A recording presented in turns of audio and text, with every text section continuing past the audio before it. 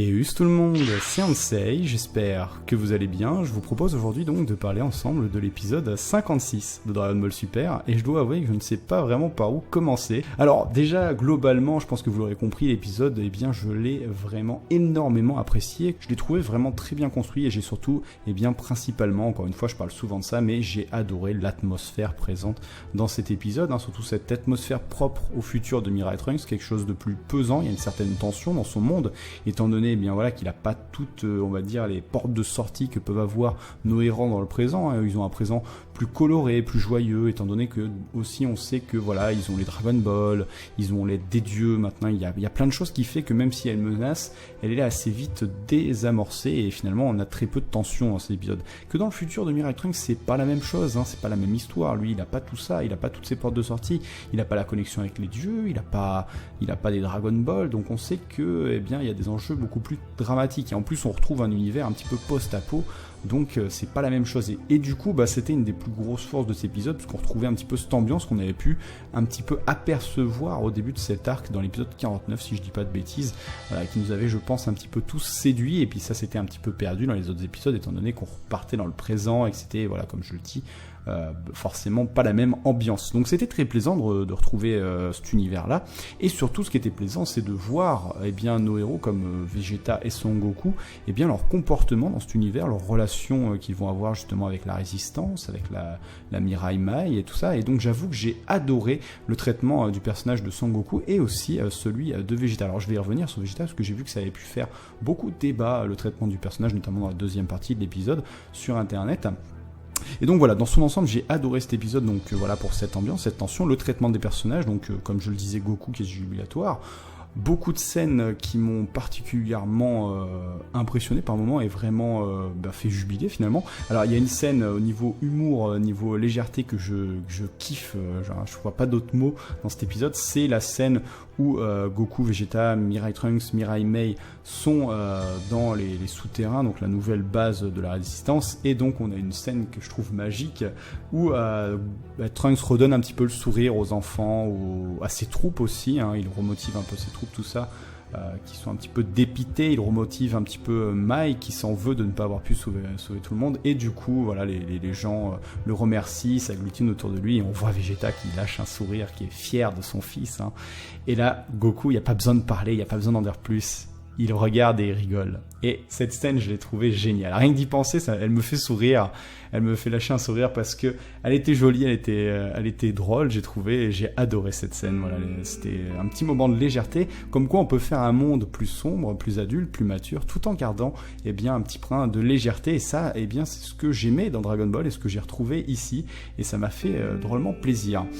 Du coup, après, il y a tout un tas de choses qui se passent forcément à côté. On a la retrouvaille aussi avec Mirai Yajirobe. Alors, je n'en avais pas parlé puisque j'étais passé tout simplement à côté de la preview en version longue. Alors, c'était plaisant aussi de voir qu'ils ont justifié le fait qu'il ne soit pas mort face à C18, pour ceux qui avaient regardé l'animé, puisque ça, c'était pas présent dans le manga papier, par le fait que Karin a sacrifié sa vie et son dernier Senzu pour sauver Yajirobe. Alors, on pourrait penser que le personnage a changé, mais pas du tout. Il est resté fidèle à lui-même, c'est-à-dire qu'il fuit le combat, mais pas la bouffe.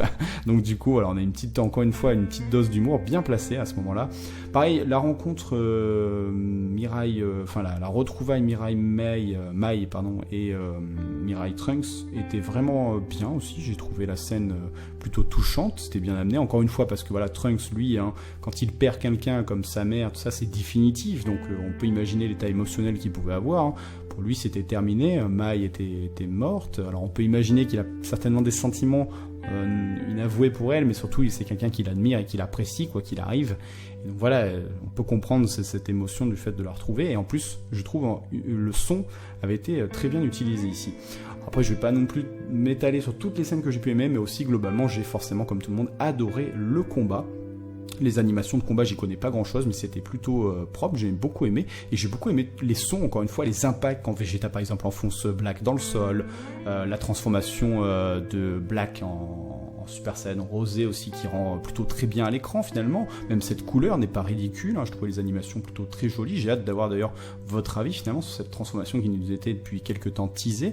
Donc tout ça était plutôt très bien amené, et les hosts, les soundtracks étaient bien choisi et était à des bons moments, je trouve, à des moments clés. Donc voilà, globalement, pour toutes ces choses-là, j'ai adoré cet épisode. Et sinon, après, parlons un peu de tout ce qui va nous intéresser à côté, de tout ce qui est spéculation, toutes les informations qu'on peut avoir, parce que c'était une des plus grosses plus-values de cet épisode aussi, c'est que non seulement on avait des combats très intéressants, on avait de bonnes doses d'humour, un bon traitement des personnages, notamment, voilà, comme je le disais, Goku aussi, qui fait beaucoup moins niais, beaucoup plus adulte. On retrouve un Goku plus charismatique. J'ai beaucoup aimé le Goku de cet épisode, qui me rappelle beaucoup le Goku de Dragon Ball Z, encore une fois, c'est-à-dire un Goku qui sait être sérieux, qui a un comportement adulte étant donné la situation, mais toujours un petit peu avec ce brin de légèreté, par exemple sur l'incompréhension des gens du fait qu'il ressemble à Black, lui aussi est étonné de leur réaction. J'aime beaucoup ce regard, mais il est pas bené, quoi, donc il était plaisant à voir le personnage.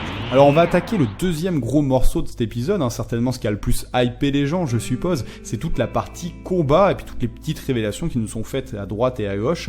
Donc déjà, début de combat juste énormissime, j'ai trouvé, avec un Vegeta qui se transforme immédiatement en Super Saiyajin Blue, et j'ai adoré cette scène où Black se téléporte instantanément, comme un déplacement instantané, et qui lui met les doigts sous la glotte. Tout de suite, il surprend Vegeta comme ça de vitesse, en restant juste normal. Donc là, tout de suite, en une scène, on comprend qu'il y a quelque chose qui cloche, et que Black, eh bien, comme le dira Vegeta, est devenu beaucoup plus puissant que lors de son affrontement face à Sangoku.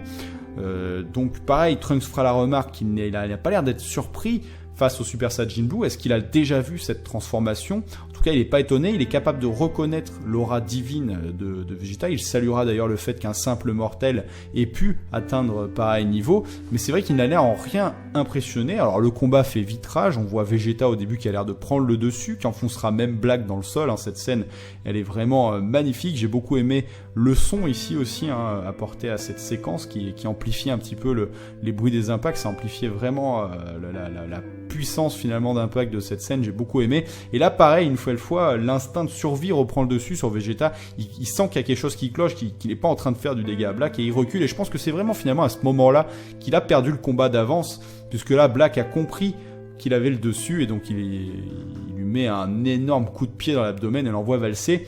Et en fait, ce qui est assez marrant, après, en guise de récompense un petit peu, il va leur montrer un peu son plein potentiel, vraiment la différence entre eux et lui, ce que de simples mortels n'atteindront jamais, quel niveau ils n'atteindront jamais. Il dévoile cette fameuse transformation qui nous était teasée depuis plusieurs semaines, le Super Saiyajin Rosé, comme il l'intitule lui-même. Alors c'est assez intéressant de noter une nouvelle fois qu'il s'adresse à Vegeta, Goku, Trunks, tout ça, comme s'il était une entité supérieure, donc il leur parle de mortels, il leur parle de la beauté de la justice, tout ça, donc des choses dont Zamasu parlait déjà souvent, comme on a pu le voir. Donc on voit encore une fois des points qui relient ces personnages-là, dans la manière de s'exprimer, dans ce rabaissement des races mortelles, des humains. Et donc le Super Saiyajin Rosé, qui rend donc du coup très très bien à l'écran, comme je le disais. Et pareil, des révélations encore une fois très intéressantes à la suite de cela, où on a Black qui nous fait un monologue en nous expliquant un petit peu, en justifiant ce power-up, on voit une volonté de nous justifier ce power-up, d'où il explique que finalement c'est grâce à sa rencontre avec Sangoku qu'il a pu maîtriser le potentiel de Goku. Donc une nouvelle fois, on nous fait bien comprendre que là ici il y a une histoire de possession de corps, qu'il possède vraiment le corps de Goku, et donc il a pu maîtriser ce plein potentiel. On avait vu des extraits justement où on voyait Black se renforcer et donner des coups beaucoup plus puissants en reproduisant les mouvements de Sangoku, donc ça peut paraître totalement logique qu'il ait pu maîtriser son plein potentiel et donc acquérir cette transformation qui a l'air d'être l'équivalent du Super Saiyajin Blue, mais certainement en plus puissant, puisque c'est combiné avec une sorte de ki divin machiavélique, un truc un petit peu bizarre quand même, mais en tout cas ça a de la gueule, on peut le dire. Moi je trouve que ça a de la gueule, ça rend plutôt très bien. Et donc après on a la deuxième partie de l'affrontement, où Vegeta, malgré l'inconnu, fonce quand même dans le tas contre Black, et lui le coupe un petit peu dans son monologue et lui rappelle qu'il est en train de se battre contre lui, contre le prince des Saiyajins. Alors on a une super scène aussi où Vegeta bloque le coup de Black. J'ai beaucoup aimé la manière, les plans étaient vraiment beaux sur le côté comme ça là et tout. C'était vraiment très plaisant. Et là, surprise, Black qui nous fait une attaque magnifique. Il transperce Vegeta. Alors, cette scène m'a vraiment coupé le souffle. J'ai adoré ce passage. Et puis bon, voilà, cette attaque qui ressemble quasiment comme deux gouttes d'eau à l'attaque utilisée par Zamasu au précédent épisode pour découper un Babari en deux. Sauf qu'elle a l'air plus concentrée, puisque Zamasu ça ne fait que sa main, cette fameuse lame. On peut voir que le départ est vraiment identique à la technique de Zamasu, et ensuite ça se prolonge comme une énorme épée, donc ça rappelle effectivement un petit peu les techniques de Souther ou encore Begito, mais bon, ça reste quand même différent, parce que là on voit vraiment un ki vraiment concentré. J'ai particulièrement aimé cette technique qui concentre totalement l'aura de Black. D'ailleurs, quand on peut le voir retirer cette technique, on peut voir son aura qui se remet totalement autour de lui. Donc la défaite de Vegeta. Et ensuite, il y a une autre petite séquence qui en soi dans l'intrigue n'est pas importante, mais que je tiens à noter que j'ai absolument adoré, c'est bien comment Goku va rentrer dans le combat. On a un plan magnifique, on peut le voir de dos comme cela, et il se transforme en Super Saiyan Blue et le dit à Trunks de rester en arrière et d'aller s'occuper de Vegeta qui s'en occupait. C'était vraiment magnifique quoi, cette séquence. J'aime beaucoup les plans comme ça où on voit le héros de dos un petit peu comme ça donne énormément de charisme, de cachet au personnage, donc c'était plaisant de voir cela. Et donc après bien l'intervention de Zamasu quand Black s'apprête à en finir avec un énorme Kamehameha d'une couleur plutôt très originale, un noir rose-violet plutôt assez joli. Et donc Zamasu qui débarque sur Terre, vraiment une arrivée divine on peut le dire, avec le ciel qui s'illumine de toutes parts, et lui qui descend, voilà Dieu descend sur Terre. Et là en plus les deux punchlines on peut le dire qui lâchent, ça fait deux gros énormes boulets de canon qu'on prend dans la figure, puisque déjà voilà on voit Zamasu qui débarque avec la potala verte, ils ont tous les deux la potala du même côté d'ailleurs, Black et Zamasu, donc on peut voir que c'est quelque chose de volontaire pour ne pas fusionner. Donc déjà plein de questions qui fusent, et donc quand il arrive il dit qu'il est obligé d'intervenir devant pareil égoïsme, et il rappelle à Black, tu te rappelles la promesse que tu m'as faite, tu m'as dit que tu me laisserais en terminer avec Goku. Donc devant telle révélation on peut tout de suite se dire c'est sûr, Zamasu connaît Sangoku, ce Zamasu qui vient de débarquer connaît Sangoku, et vu comment il en parle on dirait qu'il a déjà affronté visiblement, puisqu'il parle d'en finir finalement avec Sangoku.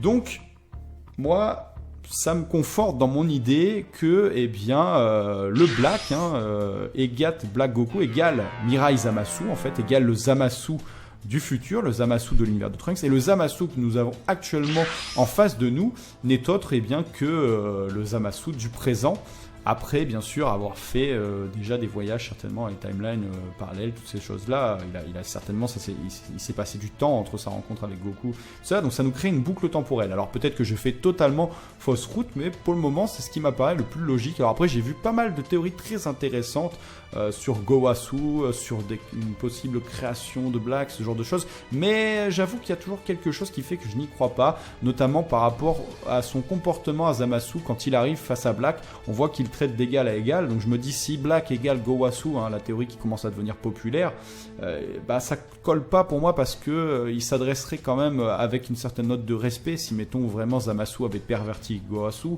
Et sinon après la remarque principale que j'ai vu le plus revenir, et je terminerai avec ça, je pense que ça fera une bonne conclusion, c'est le traitement du personnage de Vegeta, le cas de Vegeta. J'ai vu beaucoup de gens déçus du traitement de personnage dans l'épisode, il y en a beaucoup qui parlaient d'humiliation, même si je trouvais que c'était un petit peu fort, donc je suis pas forcément, vous l'aurez compris, d'accord avec cette opinion là, même si je le respecte totalement, je peux comprendre ces arguments, mais je vous expliquais mon point de vue. Du coup dans cet épisode, moi bien au contraire, j'ai trouvé que le personnage avait bénéficié d'un traitement qui lui rendait honneur honnêtement, et qu'il était vraiment bien mis en avant, bien utilisé, déjà pour toute la première partie de l'arc, c'est quand même à souligner. Voilà, on voit un Vegeta qui toujours a du mal à montrer ses émotions. On peut voir un Vegeta fier de son fils, fier de sa femme aussi, qui a pensé préparer des vivres, tout ça pour ces gens en difficulté. On peut voir un Vegeta aussi, qui donne ses vivres tout de suite, il dit c'est de la part de Bulma, tout ça, mais on peut voir que ça lui fait plaisir quand même d'aider des humains. Donc Vegeta quand même c'était quelqu'un qui pensait qu'à sa gueule au début, ensuite il a élargi un petit peu son horizon,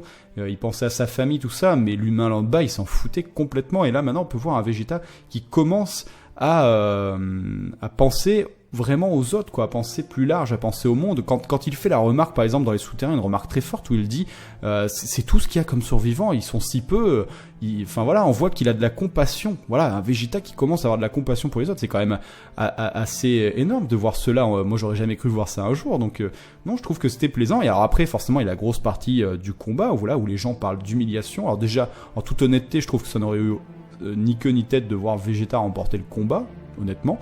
Et moi je trouve que ce n'est pas une fatalité en soi qu'il perde le combat contre Black. Et encore, je vais vous dire honnêtement, j'ai vraiment adoré le traitement du personnage de Vegeta durant ce combat. Il est vraiment fidèle à lui-même et moi je le trouve vraiment courageux justement, vraiment, ouais, je trouve que c'était vraiment bien de le faire ouvrir les hostilités face finalement à ce personnage qui reste un mystère auquel on ne connaît pas vraiment ses capacités, et surtout, eh bien voilà, voir un père qui essaye d'offrir un avenir meilleur à son fils, ça lui tient à cœur et c'est un petit peu, eh bien, ce que tous les parents veulent faire pour leurs enfants, leur offrir un avenir meilleur que le leur, meilleur que ce qu'on peut, voilà. Donc là c'est à l'échelle Saiyajin forcément, donc c'était plutôt beau de voir ça, et puis il en a pas, moi je trouve qu'il a pas démérité durant le combat. Vegeta, les enchaînements sont magnifiques, il est réfléchi, il est calculateur, il voit qu'il y a quelque chose qui cloche avec Black, et quand il découvre le Super Saiyajin rosé, il n'a aucune idée du potentiel de Black ni de ses capacités, il va quand même y aller, hein, donc il fait preuve de courage, il fuit pas le combat.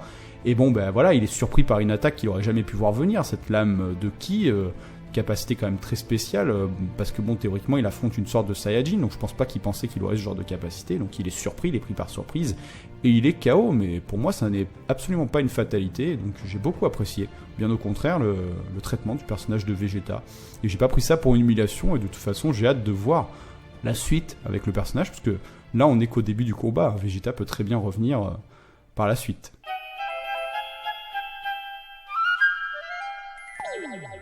Et donc les amis, on va terminer cette vidéo avec la preview comme d'habitude, l'épisode 57. Alors j'espère qu'il n'y aura pas une preview version longue. Moi la preview que j'ai vue, on voit pas grand chose au final. On peut voir que le combat continue de faire rage. On a donc Mirai Trunks en Super Saiyajin, certainement peut-être Super Saiyajin 2 je suppose, face à Zamasu.